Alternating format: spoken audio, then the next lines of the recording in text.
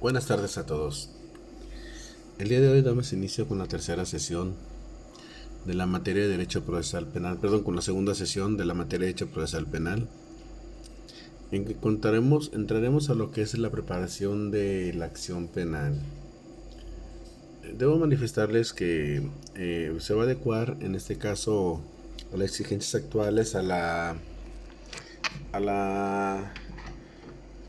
evolución que tenemos de un derecho inquisitivo, sistema penal acusatorio, en virtud de algunos tipos de conceptos que se manejan. Sin embargo, lo anterior no nos impide para dar entendimiento a los puntos que veremos, como son la institución del Ministerio Público, su historia, sus obligaciones, la función de la policía investigadora, y asimismo como lo que es la consignación y lo que es el ejercicio de la acción penal y la acción penal. Como primer punto veremos qué es el Ministerio Público, quién es el Ministerio Público, qué es lo que hace esta figura, esta institución jurídica. Muchos han escuchado el Ministerio Público y que es la persona ante la que se llevan los delitos, pero específicamente qué función tiene. Tenemos que el Ministerio Público, en esta definición, es el órgano del Estado dotado de autonomía técnica que tiene a su cargo la investigación y persecución de los delitos. Lo anterior tomando en cuenta que deja de ser el representante de la víctima ofendido para abocarse objetiva y lentamente en la labor de acusación, para la cual integra junto con la policía y los servicios periciales lo que es la conocida como trilogía investigadora. Esta trilogía deviene esencialmente de las modificaciones realizadas en la transición del sistema anterior inquisitivo al sistema acusatorio oral que actualmente prevalece. Pero ¿qué es la trilogía investigadora? Bien, la trilogía investigadora se compone, tal como se manifiesta en la presente imagen, por tres elementos que son el MP, el Ministerio Público, el policía y el perito. Pero ¿qué función va a jugar cada uno de ellos en esta trilogía investigadora? Es muy importante tomar en cuenta que quien lleva la conducción y el mando es el agente del Ministerio Público, que los otros dos son únicamente auxiliares, que no se le resta importancia dentro de su labor, pero que, tal como se verá, por mandato constitucional, serán auxiliares de este. Bien, entonces tenemos aquí cuál es el fundamento de la actuación del agente del Ministerio Público. Puede verse desde tres perspectivas. Esto tomando en consideración que el Ministerio Público tiene una doble función. Aun cuando el sistema actual acusatorio, tal como se verá, es un acusador formal, sin embargo no deja de tener el carácter de investigador en una etapa inicial, para posteriormente convertirse en parte del procedimiento. Esto ya bajo el arbitrio de un juez de control, como más adelante se explicará. Entonces tenemos que su función está regulada esencialmente por la Constitución Política de los Estados Unidos Mexicanos, en su artículo 21. Asimismo, la Ley Orgánica de la Procuraduría General de la República y las leyes de cada uno de los estados. Esto por lo que respecta a la materia federal y el foro común. Pero a nivel federal se encuentran regulados también por el Código Nacional de Procedimientos Penales, que señala cuáles son sus obligaciones y funciones. Y así las órdenes secundarias o reglamentarias que de estos nazcan, ¿no? Tenemos que por mandato constitucional, el agente del Ministerio Público tiene a su cargo la investigación de los delitos, así como la teoría de la acción penal, que con base en las adecuaciones de la ley se comparte con los particulares. Lo anterior, bueno, lo vemos un poco más adelante, pero como adelanto manifiesto que el ejercicio de la acción penal, que de un tiempo estuvo señalado que era un monopolio de la función de la agente del Ministerio Público. Sin embargo, a fechas recientes, una vez que se realiza la modificación, ya se puede realizar también particulares siempre y cuando prevean las disposiciones legales o satisfagan los requisitos necesarios para realizarla. En la práctica he visto Algunos ejemplos aquí en el Distrito 1 Judicial, pero creo que no llegaron a buen término, o sea, en razón de que no llegaron, no fue necesario ejercitar en un momento dado o sea, continúa con el procedimiento ya que llegaron a una salida alterna diversa. Así el artículo 91 señala que la investigación de los delitos corresponde al Ministerio Público y a las policías, las cuales actuarán bajo la conducción y mando de aquel en el ejercicio de esta función. ¿Qué nos dice este párrafo? Que la investigación es esencialmente una función del Ministerio Público, pero también de la policía. Pero la policía siempre actúa bajo el mando y conducción de la gente del Ministerio Público. La policía en este caso, tanto la gente del Ministerio Público está facultada a poder recibir una denuncia o querella. Pero una vez que tiene conocimiento de esta, la policía deberá de informar inmediatamente a la gente del Ministerio Público para solicitar que se les dé el mando y conducción de la investigación. Lo anterior porque tiene como fin garantizar los derechos, asimismo que desde un inicio se lleve un debido proceso en contra de alguna persona señalada por alguna circunstancia o alguna víctima ofendida dentro de alguna circunstancia de hecho delictivo. Lo anterior obedece a evitar la arbitrariedad de la función policial y que ésta sea regulada por la actividad ministerial.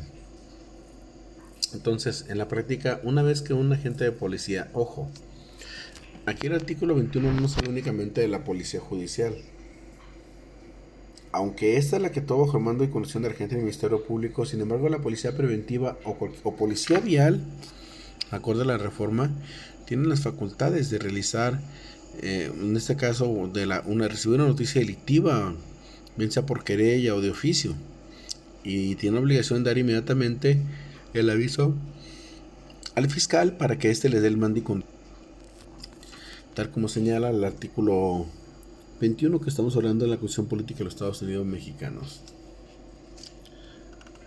Entonces, en este punto nos señala la segunda función del agente del Ministerio Público, el mismo artículo, en el segundo párrafo, que nos señala lo que es el ejercicio de la acción penal ante los tribunales corresponde al agente del Ministerio Público o Ministerio Público como institución. Y la ley determinará los casos en los que los particulares podrán ejercer acción penal ante la autoridad judicial. El mismo Código Nacional de Procedimientos señala los supuestos en los que el particular puede ejercer acción penal, pero tal como manifesté, hasta ahorita no he visto un asunto trascendental en lo particular para ver ese tipo de consignaciones. Ahora bien, el MP tiene una serie de deberes que debe seguir dentro de la investigación que nos señala el Código Nacional de Procedimientos Penales. Esta es una innovación en cuestión en diferencia al sistema anterior, y nos señala que los deberes del MP debe de actuar siempre con lealtad, objetividad y debida diligencia. ¿A qué se refiere la lealtad? Se traduce en que el Ministerio Público debe proporcionar información veraz sobre los hechos y sobre los hallazgos de la investigación, además de que no debe ocultar a ninguno de los intervinientes ningún elemento que pudiera resultar favorable para la posición que ellos asumen. Ojo, este principio de lealtad no se interpone con el deber de secrecía de una orden de aprehensión. El deber de lealtad es en cuanto a las circunstancias bajo un plano de igualdad que recabe en una investigación, en el cual tiene la obligación de hacérselo saber a la contraparte. ¿Esto con qué fin? Para que ésta ejerza el derecho de contradicción, que ya hubiéramos citado en clases anteriores. Entonces, si el ministerio incurriera en ocultar alguna parte o alguna prueba, la defensa incurre en falta de este deber de lealtad, y lo cual puede traducirse en un procedimiento, o sea, a orden de un juez que tiene ese arbitrio. Él, como órgano rector del sistema, un juez de control, puede señalar, solicitar que se haga un procedimiento a quien faltare dicho principio. Asimismo, los principios de objetividad y debida diligencia nos señala que en la investigación debe ser objetiva y debe ofrecer tanto elementos de cargo como descargo, y debe ser conducida a efecto de garantizar el respeto a los derechos de las partes y el debido proceso. ¿Qué es lo que sucedía anteriormente en el sistema inquisitivo. Lo que sé es que la gente del Ministerio Público, al ser únicamente inquisidor, buscaba en este caso únicamente, digamos, el beneficio propio o de sus intereses, que era lograr una condena contra alguna persona. Y en el nuevo sistema, nos señala que ya es obligación del Ministerio Público velar tanto por los intereses de la víctima como por los intereses del imputado.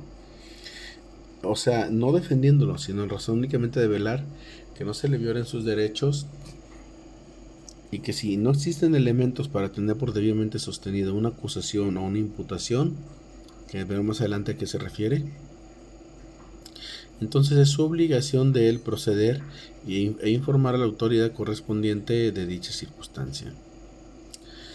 Asimismo, el artículo 131 del Código Nacional de Procedimiento nos señala las obligaciones del agente del Ministerio Público, mismos que guardan relación con lo establecidas dentro de la ley orgánica de la Fiscalía Estatal, la ley orgánica de la Fiscalía General, y a grosso modo que está en que él le compete conducir la investigación, resolver la acción penal, ordenar las diligencias pertinentes y útiles para mostrar la existencia del delito y la responsabilidad de quien lo cometió o participó.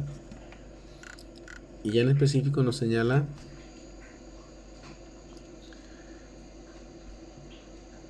que es su deber el vigilar que en toda la investigación se cumpla con los derechos humanos reconocidos en la Constitución y los tratados. Es parte del principio de objetividad que mencioné anteriormente y debida diligencia, ya que lo obliga en todo momento a estar presente, o sea, estar alerta de que no se le violenten derechos humanos o garantías a las personas señaladas por alguna acción delictiva. Como segundo punto es que se reciba denuncias o querellas. Es una relación que, tal como mencioné, comparte con la policía, y no necesariamente la policía investigadora. A cualquier nivel policial está teniendo facultado para recibir las denuncias o querellas o actuar como primero respondiente según sea el caso. Entonces háblese de policía preventiva, policía estatal, policía rural, policía vial, etc. Cualquier institución policíaca tiene la facultad de recibir las mismas.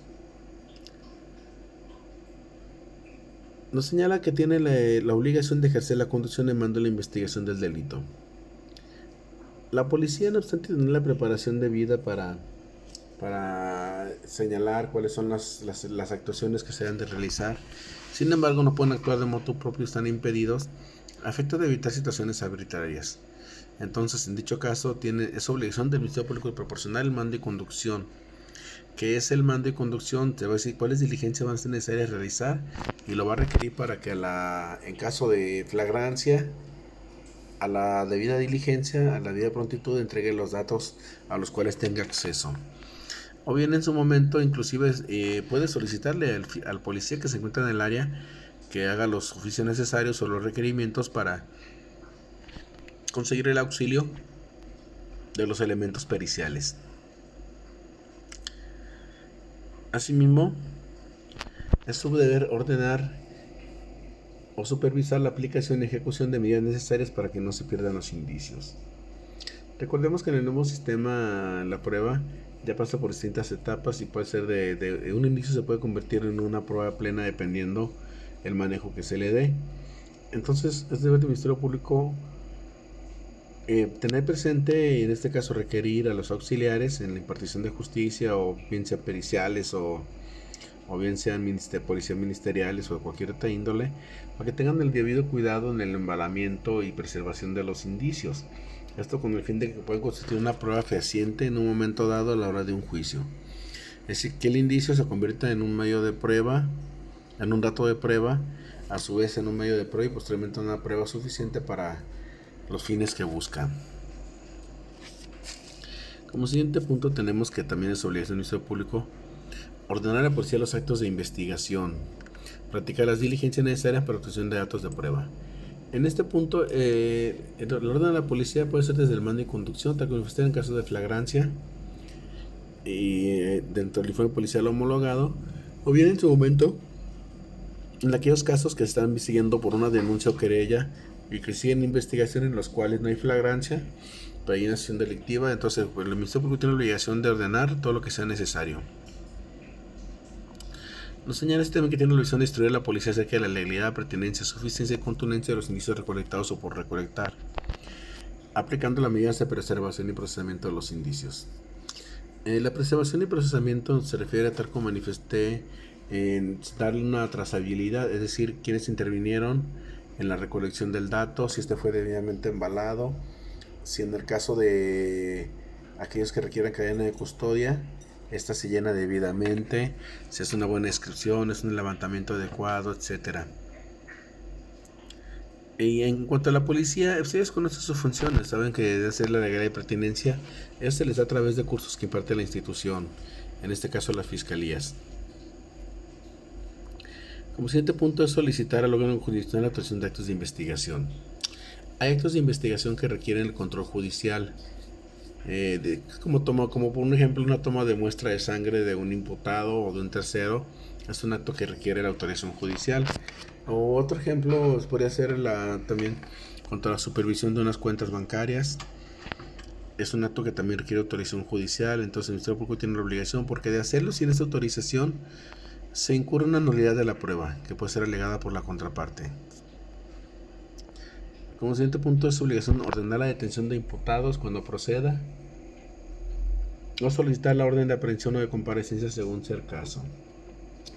En cuanto a la detención de los imputados, se puede hacer en un caso de una flagrancia, o bien en caso de no flagrancia, cuando no se tuviera ya en el supuesto mismo, pedir la correspondiente orden de aprehensión o de comparecencia dependiendo del tipo de delito y qué tipo de medida o medio de conducción o medio de conducción ante el tribunal sea necesario.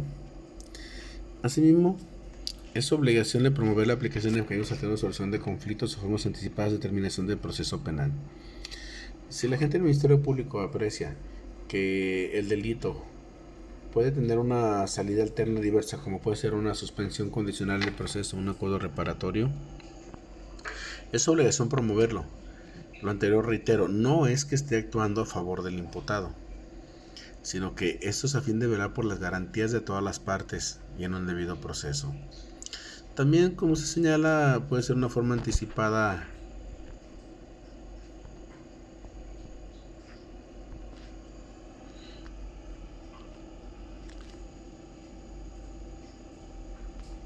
puede promover la aplicación de una forma anticipada de concluir el proceso, en cuyo supuesto sería únicamente en este caso el que se conoce como el procedimiento abreviado. Asimismo, es obligación aplicar los criterios de oportunidad. ¿Qué son los criterios de oportunidad? Aquellos supuestos en los cuales mediante un beneficio a una tercera persona se le puede otorgar una extinción a su favor de la acción penal siempre y cuando acceda a cooperar o auxiliar con el fiscal, o bien en aquellos casos en los que se busca que no tuvo alguna participación pero ya no es posible solicitar algún sobreseimiento. Tal como se mencionó previamente, puede coordinar la trilogía de la investigación, es su deber, ya que es el que ejerce el mando sobre la policía y los peritos. Debe brindar medidas de seguridad a las víctimas, ofendidos y testigos, y ejercer la acción penal cuando proceda, lo que implica la solicitud de la pena o medida de seguridad, así como el pago de la reparación del daño.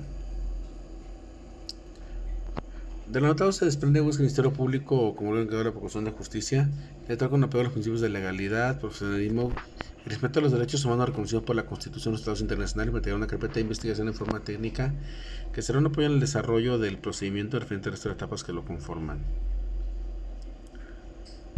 Bien, vamos a adelantar un poquito porque creo que el tiempo se nos está viniendo encima. Únicamente como recientemente históricos del Ministerio Público, debe de tomarse en cuenta que la institución ministerial proviene desde la colonia, donde llegó el México independiente, representando con vieja huella instituciones coloniales que la insurgencia quiso desarraigar.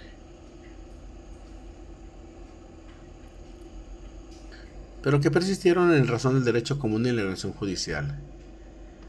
El Ministerio Público es una institución de origen francés.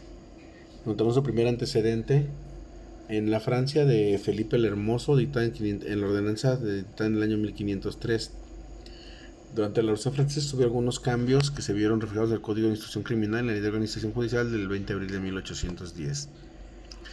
España puso en coordinar su legislación y con ella estableció en España la relación del Ministerio Público, que tuvo su acción en el marco del México Independiente. De esta manera, la Constitución de Apatzingán preveía que el Supremo Tribunal de Justicia contaría con 2 fiscales, uno para lo civil y otro para lo criminal, como se desprendía de las ordenanzas de la Real Audiencia. Con la expedición de las bases de la Administración de la República del año 1853, surgió la figura del Procurador General de la Nación. El mismo proyecto de Constitución y de la Ley para la elección del Ministerio Público dictada durante el periodo Maximiliano se contemplaba que el Procurador General de la Nación y el Ministerio Público formaran parte del Poder Ejecutivo. Durante el periodo de Benito Juárez se edita el reglamento de la Suprema Corte de la Justicia de la Nación del 29 de junio de 1862, que señalaba las funciones del Ministerio Público y las del Procurador General, consistiendo la del Ministerio Público en ser oído en todos los negocios que interesen a la hacienda pública o de responsabilidad de los empleados o agentes, y en los que por los mismos motivos se interesan los fondos de los establecimientos públicos.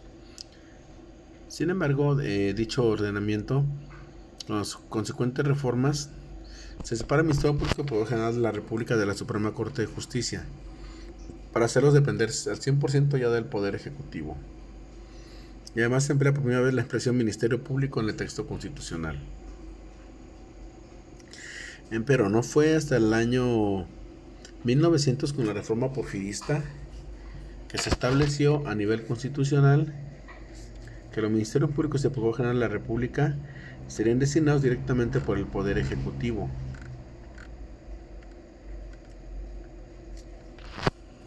Y el procurador, en esta época la influencia francesa era palpable. Estamos hablando de los tiempos de Maximiliano. Recuerden que fue una persona que estuvo muy allegada a las costumbres europeas. Y este determinó una modificación sustancial en estructura y función de esta figura, en especial en materia federal, que se le sustrajo de su adscripción ante los tribunales y le incorporó al Ejecutivo de nueva cuenta. Reiterando pues que antepasado como Ministerio Público, promotor, fiscal, circunstancia que obedece únicamente a los términos de ser instrumento de control del poder político, ya que en aquel tiempo intervenía en materia hacendaria, penal y administrativa laboral. Pero el cambio más importante viene con la Constitución de 1917,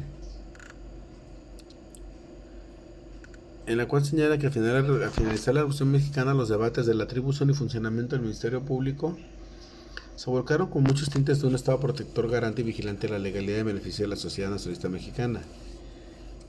Siento que las gentes del Ministerio Público pudieron aprender el derecho romano, francés, norteamericano, pero también siento que uno de los logros de la Constitución del 17 fue poder precisar que el Ministerio Público corresponde a la persecución de los delitos y que la policía judicial quedaría bajo el mando de aquel. Esto me tuvo que hubo diversas modificaciones en cuanto al duró prácticamente un año la discusión a ver cuál iba a ser la función de la gente del Ministerio Público. Señala que hubo esas modificaciones para evitar la función del Ministerio Público. Para que la Constitución, el jefe Venustiano Carranza propuso delimitar en forma precisa las funciones de persecución de los delitos, así como castigo de las penas, ambas correspondientes tanto a la autoridad administrativa como a la judicial. A tal fin, otorgó facultades exclusivas al Ministerio Público, poniendo a su disposición a la Policía Judicial. Su reiterado objetivo era eliminar los abusos de las autoridades administrativas y de la Policía Común. Así, la Constitución del 17 estableció en materia penal una doble función del Ministerio Público, como titular de la acción penal y como jefe del Poder Judicial.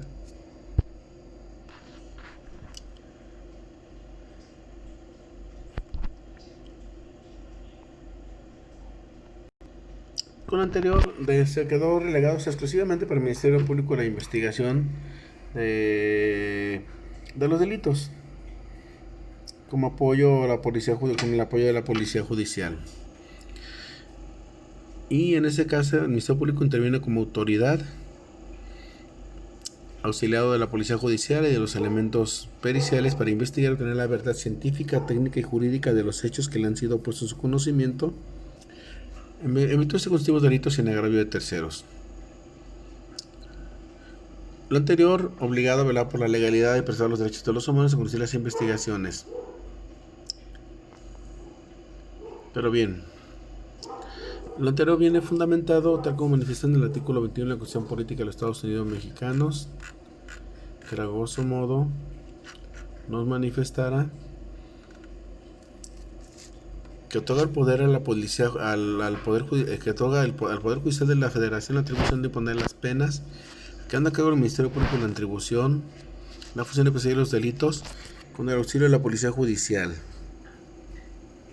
El enfoque quedó plasmado en la Constitución, los ámbitos de competencia y las fronteras entre ambas instancias. Bien, una vez que entendimos ya lo que es el agente del Ministerio Público, cuál es su función y cuál es su origen, etcétera, vamos a pasar a lo que son las diligencias de la Policía Judicial. Reitero, como ya he mencionado, si bien cualquier autoridad de policía puede en un momento dado auxiliar, o bueno, tener noticia criminal, la noticia criminis, iniciar con un informe policial homologado informando al agente del Ministerio Público.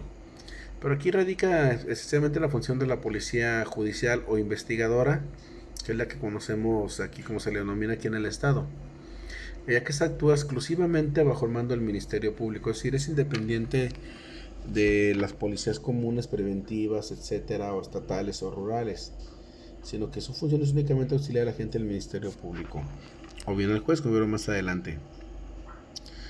Se refiere a policía investigador conforme al reglamento del estado de Jalisco, quien adquiere relevancia por el reglamento de la legislación del estado de Jalisco, la ley orgánica de la Fiscalía, así mismo como la misma constitución del estado que les dan la función. Quienes quieren relevancia en el procedimiento al pasar a ser un sujeto de trascendencia en la etapa de investigación, ya que es el personaje que accede primeramente, en este caso, a la escena de los hechos que constituyen delito, tiene contacto con la ciudadanía involucrada en ellos, por lo cual su intervención resulta indispensable para proteger y recabar y procesar los indicios encontrados bajo dirección del Ministerio Público con el apoyo técnico de los peritos.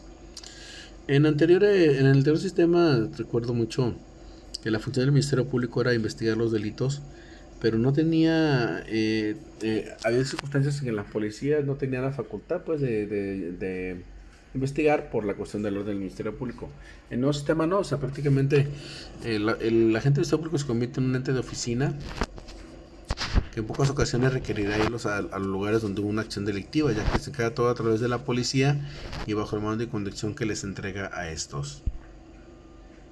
La figura policial tiene su fundamento y obligaciones en el artículo 132 del Código Nacional de Procedimientos Penales, que tiene la obligación de recibir las denuncias de hechos de delito, realizar detenciones en caso de flagrancia, perseguir luego de los hechos y la identidad de los indicios, practicar actos de investigación bajo el mando del Ministerio Público en conexión con los peritos, brindar auxilio a las víctimas, ofendidos o testigos, emitiendo su informe policial respecto al hecho.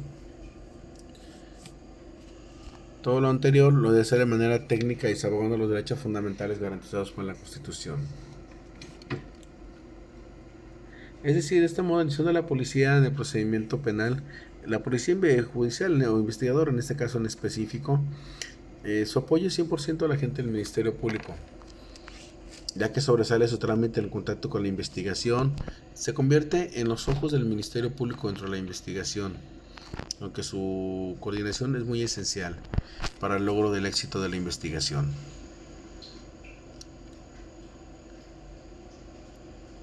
Lo anterior siempre con apego a los modelos, pues en este caso a los requerimientos de conocimiento de procedimientos penales. Aquí viene la pregunta, ¿pero la policía solo auxilia al Ministerio Público? Sí, necesariamente por orden de manera constitucional. Pero ojo, al momento que la policía ejecuta un orden de aprehensión, como ejemplo, la orden de aprehensión es un mandato judicial, en el cual lo requiere para que una persona cualquiera se le ponga a su disposición inmediatamente. Y en la práctica también los jueces pueden solicitar la orden, no necesariamente de aprehensión, una comparecencia forzosa con auxilio de la fuerza pública, en el cual realizará el pedimento a la policía para la investigación de ciertos actos. Todo esto a través del agente del Ministerio Público, bien por de cuenta propia en caso de ser necesario. Como siguiente punto tenemos el acto de consignación. Debo manifestar que el acto de consignación se entendía en el sistema anterior como aquel punto donde el agente del Ministerio Público ejercitaba la acción penal y para lo cual remitía un total de 3 legajos al juzgado Con o sin detenido era la misma mecánica, ya que sin detenido solicitaba el orden de aprehensión, y con detenido, en este caso, estaba haciendo ya la presentación formal del detenido ante el juez y remitiendo la investigación. Aquí nos dice que el momento que está la acción penal. Ahora bien, el acto de condición debe entenderse como aquella. Es decir, es que el acto mediante el cual el agente de público remite la carpeta de investigación porque considera que ya tiene acreditados, por lo menos de manera probable, una conducta delictiva, así como una participación de alguna persona.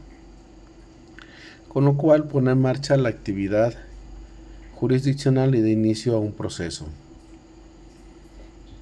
El ejercicio de acción penal compete en el Ministerio Público y demanda el pago de la prestación del daño proveniente del delito. Asimismo, en caso que sea con detenido, pide se ratifique en su caso la detención del inculpado y se continúe con la escuela de procedimiento. Pero sin detenido pediría el libramiento de una orden de aprehensión o comparecencia. Bien, tenemos aquí entonces 3 tipos de consignación que se pueden actualizar. La primera con detenido, la segunda sin detenido y la tercera por modo de conducción del proceso. ¿Por qué hago diferencia en esas últimas dos? En primera con detenido va a pedir más que nada, manda una consignación, pero va a pedir inicialmente, tal como se establece en el control de detención, va a pedir que se ratifique legal la retención y detención efectuada sobre una persona. ¿Esto qué tiene que ver? Porque en dado caso que el juez considere que la detención fue ilegal, entonces lo procedente va a ser que el juez requiere la inmediata libertad de la persona, y el Ministerio Público lo que podría hacer entonces va a pedir, va a subsanar quizá los errores faltantes y pedir a nueva cuenta una fecha para imputación. Sin detenido se pueden dar dos supuestos, tal como manifiesto el primero, que se pida como medio de conducción únicamente que se cite el imputado. Es decir, no necesariamente debe de pedirse un orden de aprehensión, no es obligatorio, ya que se le va a pedir una citación al imputado para efectos de que se le haga conocer la imputación que hay en su contra. Esos son los primeros pasos que veremos en la siguiente sesión, que es la imputación. Pero bien, si el delito lo requiere, o si quizás yo no tengo, si el Ministerio Público no tiene alguna manera de hacer llegar a algún domicilio para el imputado, es factible que se pueda girar alguna orden de aprehensión, suponiendo que la investigación hubiera pasado en un domicilio y este fuera falso, se hubiera sustraído, etcétera, etcétera. Pero por lo general, si estamos hablando de que es la primera audiencia que va a dar inicio al proceso, va a pedir únicamente la orden de comparecencia con el auxilio de la fuerza pública. Si no se logra localizar, que la policía informe que no lo encontró, entonces ya se podía proceder a una orden de aprehensión. Pero sea perfecto no que quede detenido, únicamente como medio de conducción a la audiencia. Entonces tenemos que la consignación es el acto, pues, de remitir las actuaciones. Bueno, en el anterior sistema de remitir las actuaciones al juez para que tuviera conocimiento. Y en la actualidad no, ya que la carpeta de investigación la seguirá llevando el Ministerio Público. El juez solo integrará una carpeta administrativa, en la cual dará cuenta de las resoluciones que se emitan dentro de su proceso. Pero ya no es necesario que el Ministerio Público en la fecha actual remita la carpeta de investigación a 3 tantos. Únicamente con que solo solicite, tal como manifesté, que haga valer si fue con detenido, si fue un control legal, si es indetenido pide imputación. Y si esto se deshaga una vez que se realice, se procederá a la vinculación a proceso. O han dicho en otro supuesto, como si no tuviera domicilio alguno, hubiera señalado alguno falso, etcétera, o se rehusara a presentarse mediante una orden de aprehensión. O bien aquellos delitos que lo ameriten por ser demasiado oficiosos, o bueno, más que nada de peligro para la sociedad. Bien. Como último punto tenemos que es la acción penal. Y nos manifiesta que en el ámbito de derecho procesal se suele emplear el término acción para explicar la posición de los justiciables ante la administración de la justicia.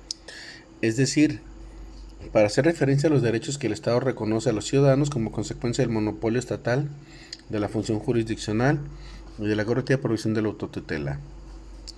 Entonces, la acción penal se puede explicar de la posición jurisdiccional del sujeto entrados en la persecución penal.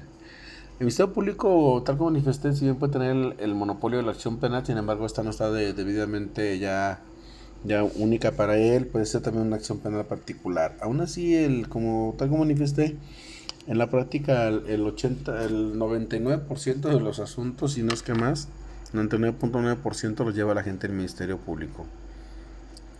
Ya que el Ministerio Público está interesado en la persecución penal y junto con él también las víctimas.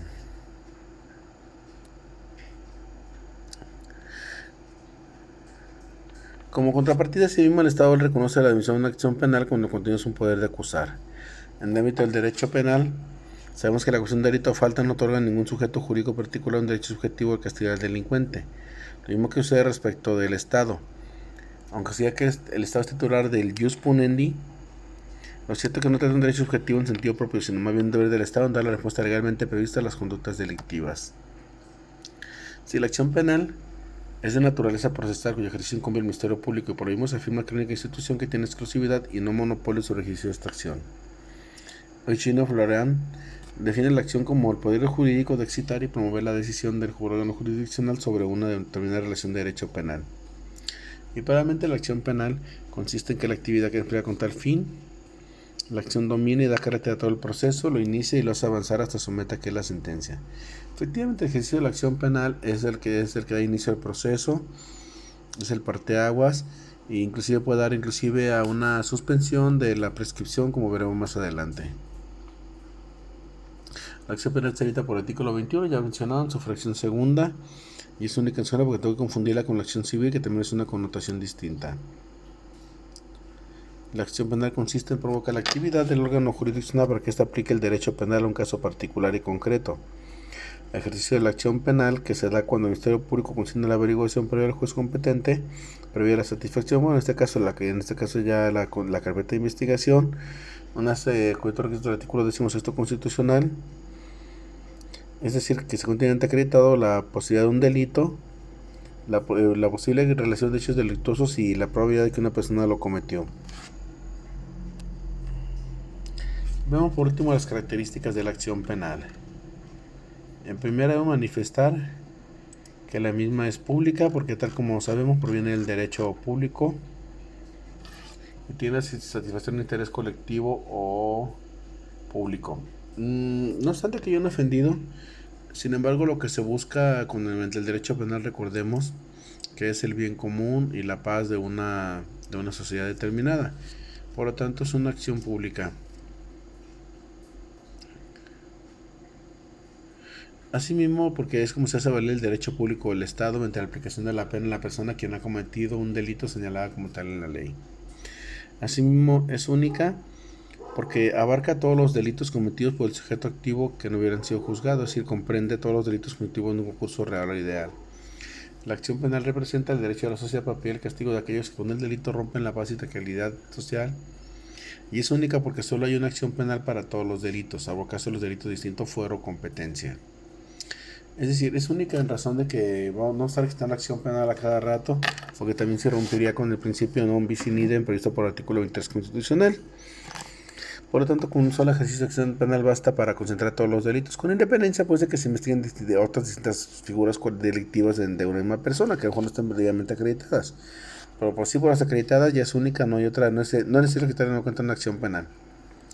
Así es indivisible porque su uso recae en contra de todos los participantes que tienen un evento delictuoso, sean autores o partícipes. Independiente pues de las reglas de competencia,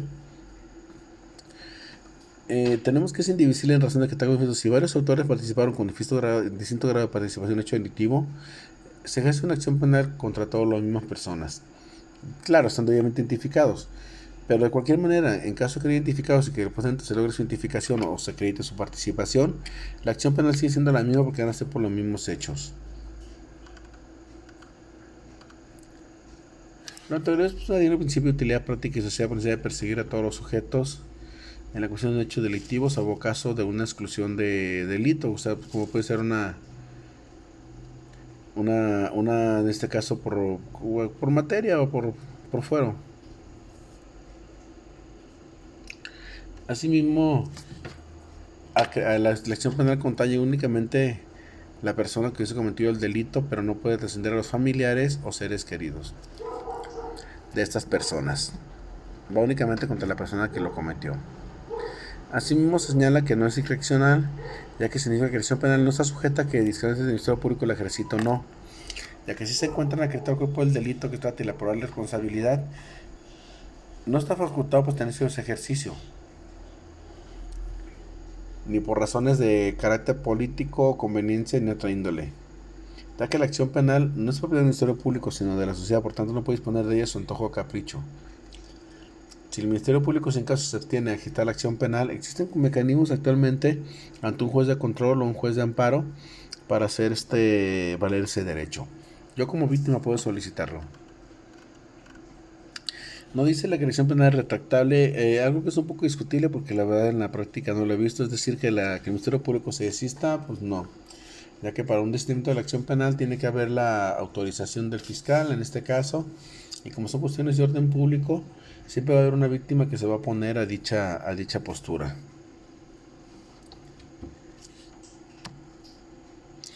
Asimismo, nos señala que, por último, que se glosa el principio de oficialidad, ya que la acción penal es la potestad jurídica persecutoria contra quienes infringen la norma jurídico-penal, cumpliendo la ley penal por medio de la cual se materializa el derecho de petición ante la autoridad judicial, consiguiendo esta forma de promover o provocar la actividad de la organización judicial para descubrir al autor y partícipes de un delito, falta que se impute y aplicar las consecuencias jurídicas del mismo al responsable o culpable.